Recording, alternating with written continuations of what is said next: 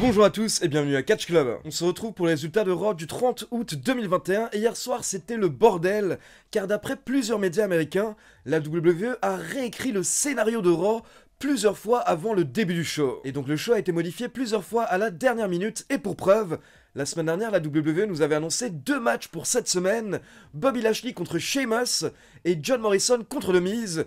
Et aucun de ces matchs n'a eu lieu hier soir. Et hier soir, on avait également un match qui était bizarre à regarder, on n'a pas trop compris ce qui se passait, et certaines personnes pensaient même que les catcheuses avaient réellement commencé à se battre, et bien entendu, Nia Jax était impliquée. Donc c'est parti, le show démarre avec l'entrée du champion US Damian Priest, qui est là pour un Open Challenge. Et là, nous avons Sheamus qui a fait son entrée pour accepter l'Open Challenge et récupérer son titre.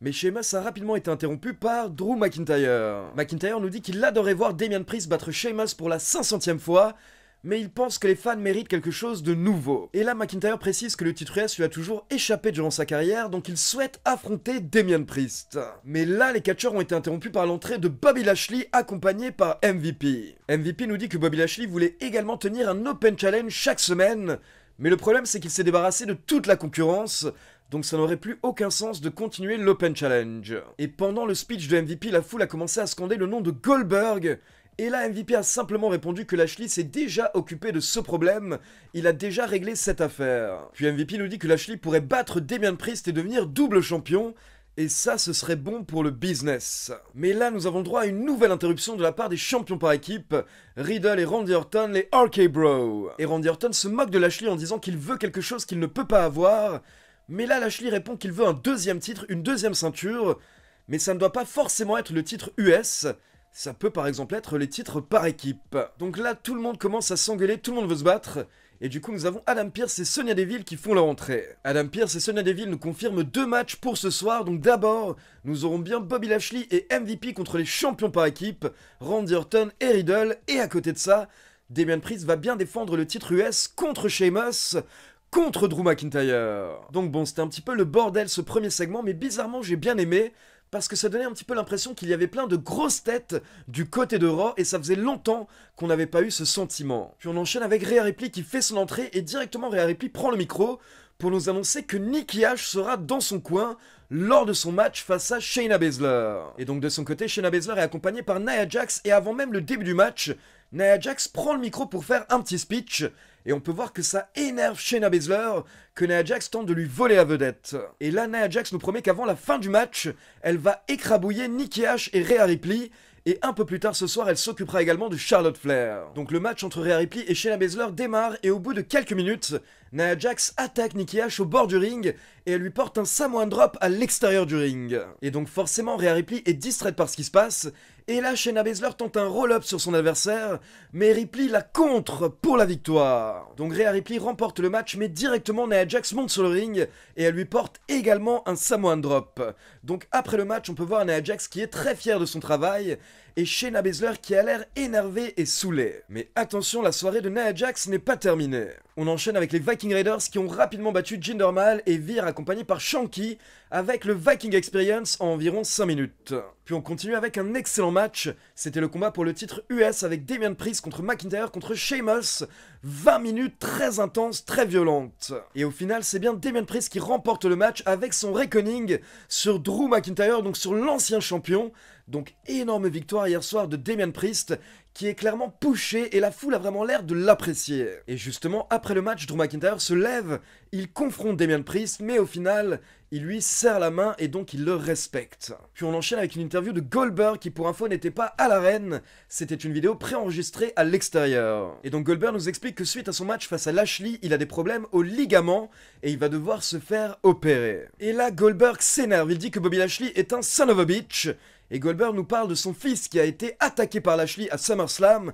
Il nous dit que son fils est à la maison et il a mal partout, au dos, à la nuque, au cou, etc. Donc là, Goldberg nous explique que son objectif a changé. Il n'est plus là pour récupérer le titre WWE, il est là pour arracher l'âme de Bobby Lashley. Ensuite, encore une fois, on a le droit à un petit segment autour du titre 24/7, avec Reginald qui évite R-Truth et Tozawa dans un parc. Puis on continue avec un match entre l'élève et le maître, si je puis dire, avec Eva Marie qui devait affronter Doudrop hier soir. Donc les deux catcheuses se retrouvent sur le ring et directement Doudrop ne veut pas attendre, donc elle attaque Eva Marie et elle lui porte son running crossbody block. Mais là, l'arbitre refuse d'effectuer le tombé car le match n'a jamais démarré, la cloche n'a jamais sonné, donc au final Doudrop effectue le tombé elle-même jusqu'au compte de 3. Et derrière, nous avons l'arbitre qui va parler au présentateur et là, il nous annonce qu'au final le match est annulé car Eva Marie ne peut pas combattre, mais Doudrop sort du ring, elle prend le micro et elle s'autodéclare vainqueur du match. Donc en tout cas, ça nous a clairement montré que Doudrop est largement au-dessus de Eva Marie,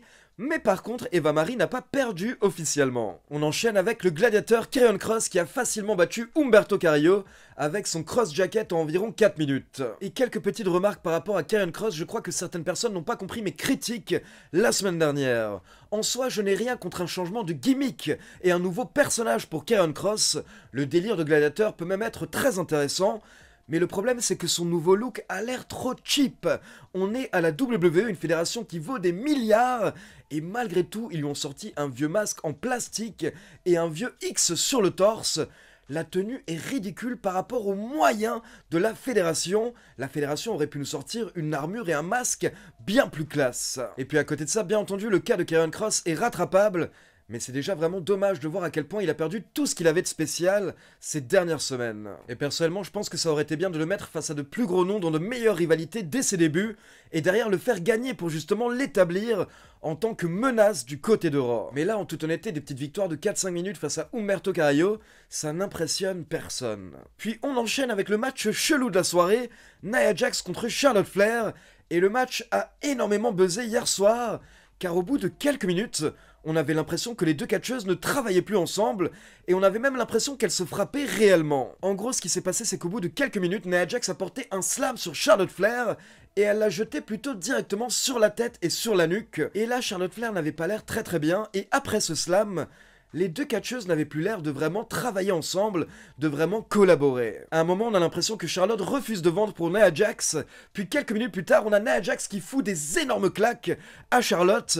Et encore une fois, quelques instants plus tard, les deux catcheuses ont un problème de communication et elles restent bloquées debout sans bouger pendant plusieurs secondes. Mais au final, les deux catcheuses ont tout de même terminé le match et la surprise, c'est Nia Jax qui a battu Charlotte Flair, la championne en titre, de manière totalement clean hier soir, avec une sorte d'énorme chokeslam. Donc énorme victoire pour Nia Jax, car c'est plutôt rare que Charlotte Flair perde, et surtout de manière clean à la télé. Mais donc à côté de ça, par rapport à ce qui s'est passé lors du match, personnellement je ne sais pas, et actuellement personne ne sait exactement ce qui s'est passé. Aucun média américain n'a donné de détails par rapport à l'embrouille entre Charlotte Flair et Nia Jax hier soir, donc actuellement c'est impossible de dire si c'était un shoot ou pas, mais personnellement j'ai pas vraiment l'impression que c'était un shoot, j'ai juste l'impression que les deux catcheuses ont eu des problèmes de communication lors du match, et donc la fin du match s'est mal passée. Puis on passe en coulisses et on retrouve John Morrison qui nous explique qu'il était censé affronter The Miz hier soir, mais The Miz a eu peur donc il s'est retiré du match, et il est rentré à Hollywood. Et là John Morrison explique qu'il voulait prouver qu'il est plus grand que The Miz, il est au-dessus de The Miz, donc il s'est dit qu'il allait affronter le plus grand athlète de Raw. Et là, on peut voir Omos à côté de Morrison. Donc Morrison, il est comme ça, il se lance des défis incompréhensibles. Et malheureusement, ça s'est mal passé pour lui hier soir, car il s'est facilement fait battre en 2 minutes par Omos. Et donc je précise, victoire clean sans intervention, Omos a remporté le match avec sa Baldo Bomb. Et directement après le match, nous avons droit à l'entrée de Xavier Woods tout seul, car on enchaîne avec Xavier Woods contre AJ Styles, et Omos reste au bord du ring. Mais AJ Styles n'a pas eu besoin d'aide non plus, il a facilement battu Woods avec le Calf Crusher en environ 7 minutes. Et donc derrière on passe au main event avec Randy Orton et Riddle contre Lashley et MVP, et pour info, AJ Styles et Omos sont restés au bord du ring lors du match. Et justement au bout d'une dizaine de minutes, Randy Orton commence à se battre avec Omos et AJ Styles à l'extérieur du ring. Et là, Riddle intervient pour aider Randy Orton. Puis derrière, Riddle enchaîne avec le Floating Bro dans le ring sur MVP pour la victoire. Donc Riddle et Randy Orton conservent les titres par équipe, mais attention, après le match, Bobby Lashley veut attaquer Riddle, mais Riddle est sauvé par Randy Orton qui porte le RKO aux champions WWE. Donc honnêtement, je ne sais pas si vous l'avez ressenti lors de ce résumé, mais hier soir, c'était vraiment le bordel. On avait des matchs annulés, on avait plein d'interruptions et plein de petits segments qui sortaient à droite à gauche, et on avait également plein de petits matchs qui s'enchaînaient. Ça me donnait un petit peu l'impression que c'était un épisode de Raw en pièces détachées. Plein de petites pièces qu'on avait collées les unes aux autres.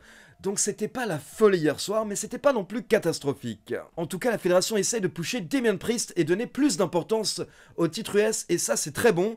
Mais à côté de ça, on se demande qui va affronter Bobby Lashley lors du prochain pay-per-view Extreme Rules, car apparemment ce ne sera pas Goldberg. Concernant Goldberg, ce sera sûrement le pay-per-view suivant en Arabie Saoudite, je le répète. Donc voilà, c'est tout pour les résultats de Raw. Maintenant, comme d'habitude, c'est à vous. N'hésitez pas à me laisser vos avis dans les commentaires. Et comme d'habitude, n'oubliez pas de liker la vidéo, de vous abonner à la chaîne et de cliquer sur la petite cloche pour être informé de la sortie des prochaines vidéos. Ciao tout le monde!